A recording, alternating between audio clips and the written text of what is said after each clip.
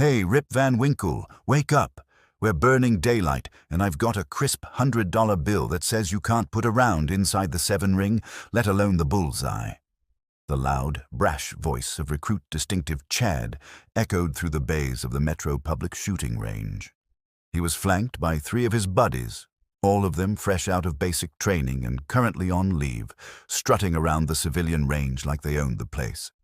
They were decked out in pristine tactical gear that looked like it had been bought 5 minutes ago, expensive plate carriers with no plates, drop-leg holsters that hung too low, and ballistic sunglasses worn indoors. In Lane 5, 76-year-old Stan was quietly loading his magazines. He moved with a slow, deliberate shuffle that screamed, fragile.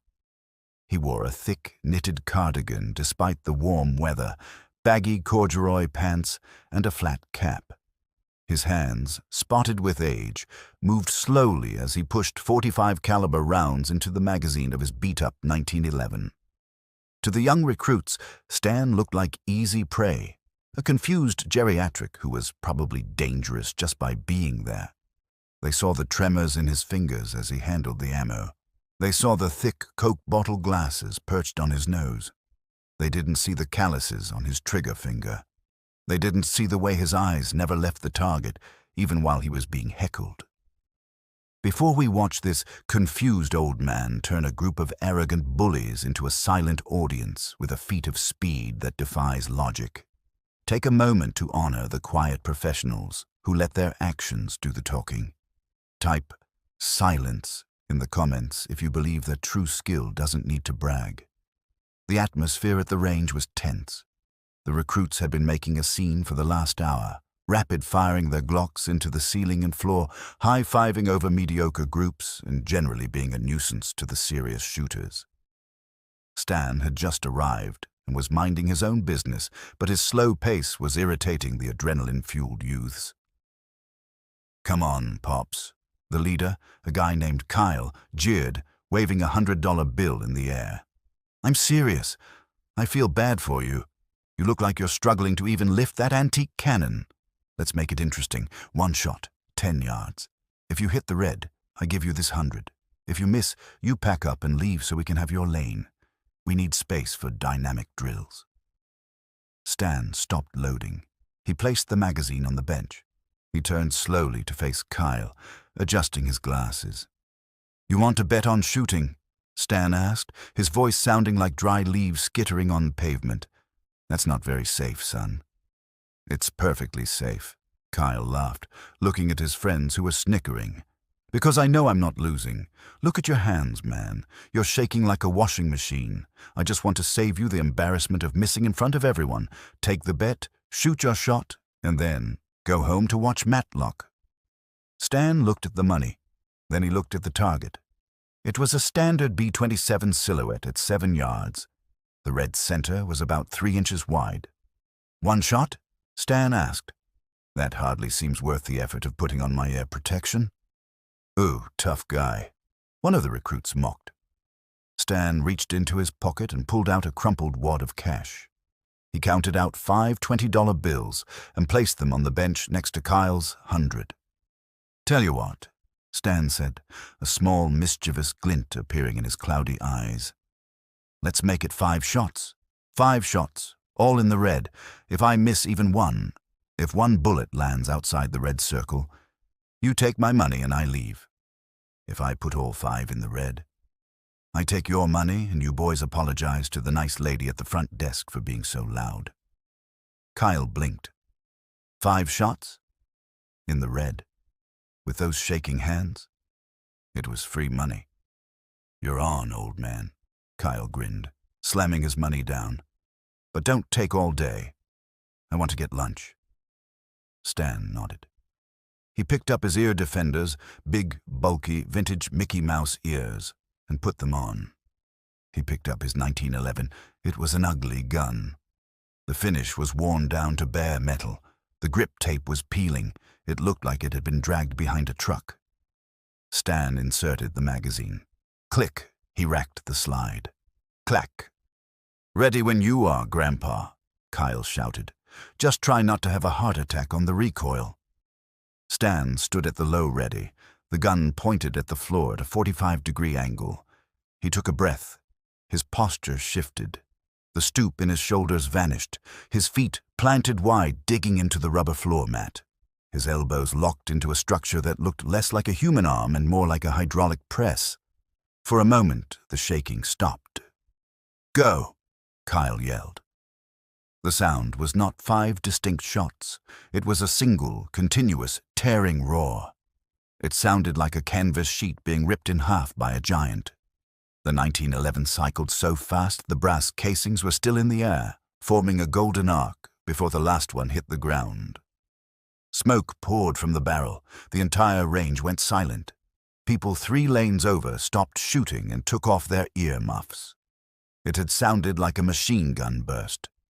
Stan stood perfectly still, the gun locked open on an empty magazine. He mechanically dropped the mag, cleared the chamber, and set the weapon on the bench. Kyle and his friends stared at the target. They started laughing. "You missed," Kyle shouted, pointing down range. "I heard 5 bangs. Well, it sounded like one big bang. But look at the target. There's only one hole. You threw 4 rounds into the dirt."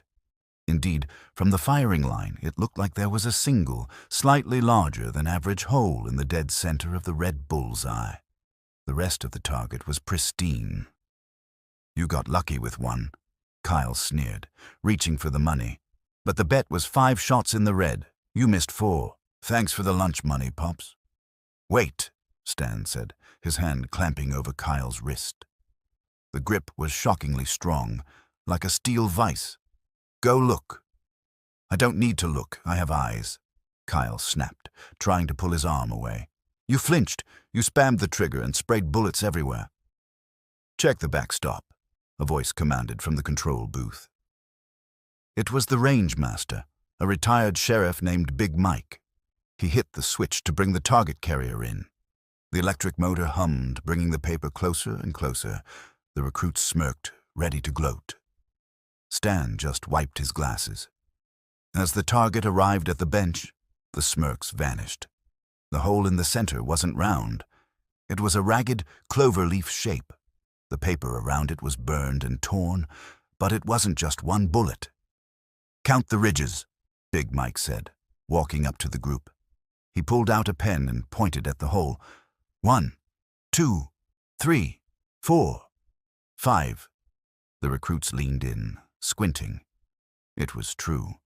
The hole was oblong because 5 .45 caliber bullets had passed through the exact same spot, tearing the paper in a tight cluster that was smaller than a golf ball. That's impossible," Kyle whispered, his face draining of color. "Nobody shoots that fast." It sounded like full auto, and to group them like that, at that speed? "That's a build drill on steroids," Big Mike said, looking at Stan with immense respect. 0.18-second splits, maybe faster. Mike looked at the stunned recruits. "You boys just got hustled by Stan the Buzzer Kowalski." "Who?" one of the recruits asked, terrified. "Stan Kowalski," Mike repeated. 5-time IPSC world champion. In the 80s, he was the fastest man alive with a 1911. They called him the Buzzer because by the time the range timer beeped, he was already done shooting. He used to tour with Bob Munden. He didn't miss. He just put the bullets in the same hole to save target tape. Stan smiled, a shy, humble expression returning to his face. "I'm a little rusty," he admitted, rubbing his shoulder. "Used to keep them inside a dime.